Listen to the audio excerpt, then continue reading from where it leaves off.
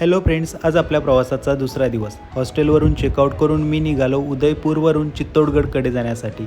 3 तासांचा प्रदीर्घ प्रवास करून मी पोहोचलो चित्तोडगड सिटीमध्ये.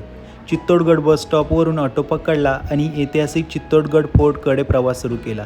हा किल्ला शौर्य, बलिदान आणि इतिहासासाठी ओळखला जातो. इथे राणी पद्मिनीचा पॅलेस आहे, जिथे राणी पद्मिनीच्या कथा खूप प्रसिद्ध आहेत.